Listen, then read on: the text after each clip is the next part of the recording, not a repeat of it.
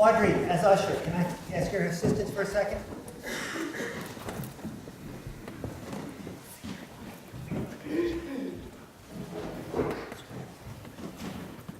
I'll give you this in a second to show to people, but I want people to see from afar. Probably not good to use St. Francis in an icon, because icons are Eastern Christian and St. Francis was Italian, okay? And you don't usually have Western saints honored in the Eastern Church. But it's a scene that a lot of you are familiar with. A lot of the mythology and the legend that has been associated with Francis. Francis preaching to the animals, which is an absolutely beautiful image. And Audrey, I'm going to ask you a question. Just kind of show people, just walk them down slowly. And just kind of show them so they can see it up close, if you would. To put that image in context so that you understand a little bit about the man we honor today and why, after church service is over, I'm going to be, in his tradition, blessing any animals, pets that you have, even the ones that don't have any arms and legs. Should you have any of those slithery type pets? Okay. The legend of Francis, as great as it was, pales to the reality of who this man was. A gentleman by the name of Francesco Bernardone. He is considered the patron saint. Thanks. Thank you. He's the patron saint of Italy. And for those of you who either do a lot of reading, who teach literature, you've heard of Dante. He wrote the Divine Comedy, one of the great pieces of literature of the late medieval world. It's kind of interesting. When Dante writes this beautiful descriptions of heaven, hell, and purgatory, what it's about, as great as the literature was, it's very interesting. Most clergy he places in hell. Almost every pope, almost every bishop, and most every priest. He only places 3 clergy in heaven. And Francis is one of them, as he tells the story, if you ever have to read that for school. Francis is the son of a rather well-to-do merchant. Upper middle class, maybe even richer than that. A bit of a wild child. Probably did more drinking than he should have as a young man. Certainly had more girlfriends than he should have had. He bought into the belief that warfare and being a soldier was glamorous and romantic, and he went to war and he found out, as most young men do, it is neither romantic nor glamorous. It is painful and it is serious. And in the end, he is wounded in war, and he's captured. Because there was no Italy back in those days. There was no Italian language in those days. All of Italy was fractured into these various city-states that were always at war with each other. So this young man is captured. He's a POW for a period of time, and then because his father had money, his father was able to buy his freedom and bring him back home. And Francis comes home somewhat changed. He is disillusioned. He comes from a lot of money, and yet money didn't make him happy. He served in the military. That didn't make him happy. He has a lot of stuff, and that didn't make him happy. And as he's trying to deal with, what do I do with the rest of my life?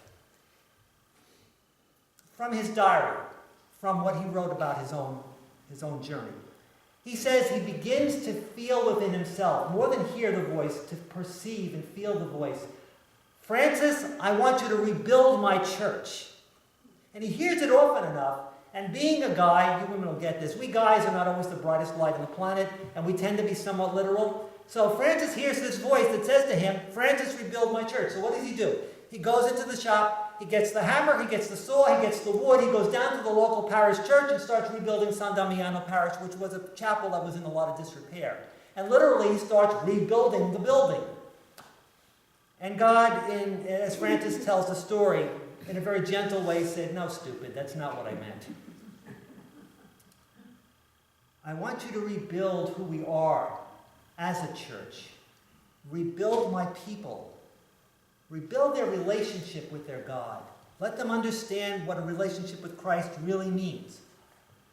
And Francis finally begins to understand that it's not the money and not the stuff and not the attention. It's none of that really matters. And of course, he's very different. He's going to stand out. He's going to start doing things like giving away all of his stuff.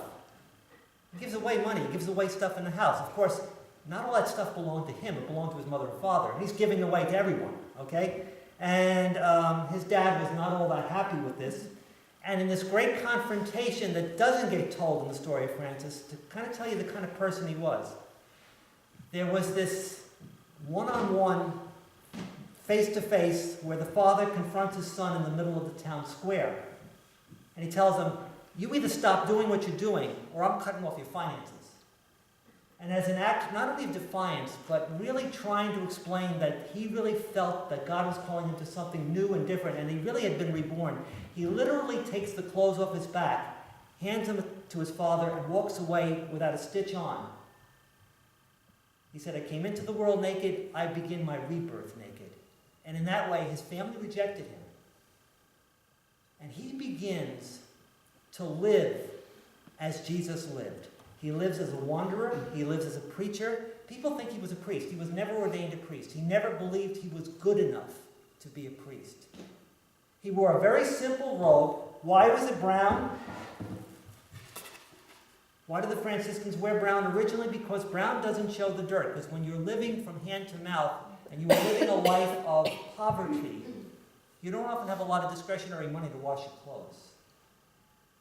And brown doesn't show the dirt as well. It's very practical. This little thing is a little bit different. You cannot see it, but on the bottom of the cord around his waist that would have been used as a belt, he had 3 knots that he had his followers, because he attracted a large number of people to him, mostly men, but also women who formed their own Franciscan order, who lived by the vows of poverty, chastity, and obedience, that they would be poor and live on the charity of others because they could identify with the poor, and they wouldn't be dependent upon the stuff of their life, that they would never marry, so they give their life totally to God, and they would obey Christ first, before any institution, before any even civil authority, and they would obey the rule of their community. His was a life that said, you want to follow Christ, you need to have joy in your heart. That being Christian is different, but you will make a difference. So, I'm going to talk about a person who spent time in many different ways. That image of him preaching to the animals, I've told you before. Why did he do that? Because at one point he wrote, animals pay attention, people don't. They're better listeners. But he also was at peace with them. He was at peace with others. He was known as this wandering minstrel of God. And there is an untold story of him that you have to actually read the history books to confirm, but it is a true story.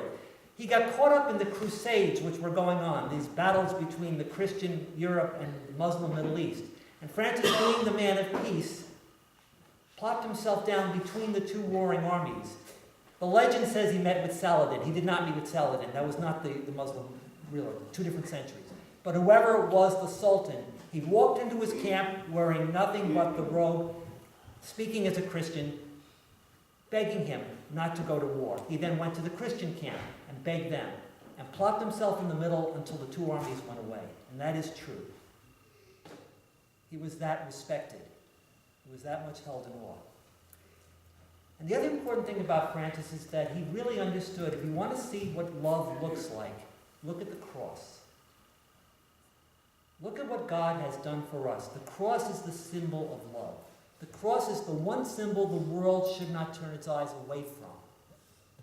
And that's why in a few moments, as I've done over the last several years, although this is the first time you're going to see it as parish, I'm doing it in the context of the liturgy, I've given the people, the young people, who are going to commit themselves once again in their own name as Christians on the day they're confirmed. And for every class they will come to, and as long as they have to put up with me between now and the end of the year, a cross to wear, to remind them of how different they are and the fact they can make a difference. That we are bound to Christ who was crucified for us because God loved us. And if you're at peace with that, you can be at peace with your family, at peace with your friends, with your parents, with your children, even with the world of nature. Francis was really one of the first people who was very much it was important for him for people to take care of the world around them. If you call him an ecologist, that's kind of not a phrase he would understand, but that's what he did. He wrote incredible poetry. He was a mystic. He writes about nature in very poetic ways. He calls the sun his brother and the moon his sister, and talks about the work that they do and how much at one he was with them.